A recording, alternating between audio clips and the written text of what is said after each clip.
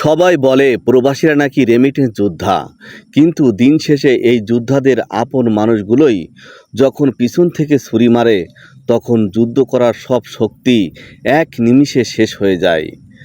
নিজের যৌবন, আনন্দ আর সুখ আহ্লাদ বিসর্জন দিয়ে তপ্ত রোদে হাড়ভাঙা খাটনি খেটে প্রতিটা টাকা দেশে পাঠিয়েছিলেন। ভেবেছিলেন, আমি না হয় পরবাসে কষ্ট করছি, দেশের মাটিতে আমার পরিবার তো সুখে আছে।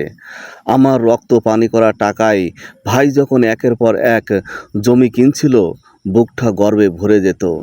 এই ভেবে যে আমার দিন বদলাচ্ছে। কিন্তু হায় রে নিয়তি, আজ যখন প্রবাসের কঠিন অধ্যায় শেষ করে একটু হিসেব চাইলাম, ভাই বুক ফুলে বলে দিল, এখানে তোর বলতে কিছুই নেই, যা আছে সব আমার। নিজের সোনালি যৌবনটা মরুভূমির বালিতে পিষে মারল, এটাই কি লাভ?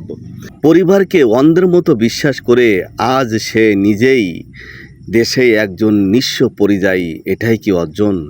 প্রবাসের ঘামে ভেজা টাকায় অনেকের ভাগ্য বদলায়, দালান কোটা ওঠে, ভাই বোনেরা সমাজে মাথা উঁচু করে দাঁড়ায়।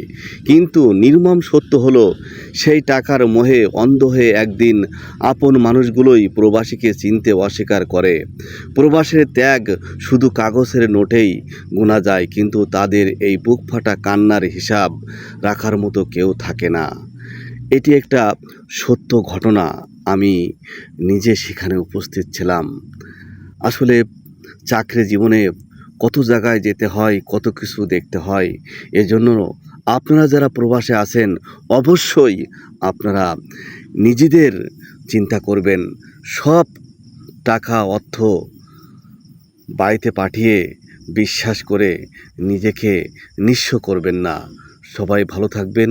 সকল প্রবাসী ভাইদের জন্য দোয়া ও ভালোবাসা রইল।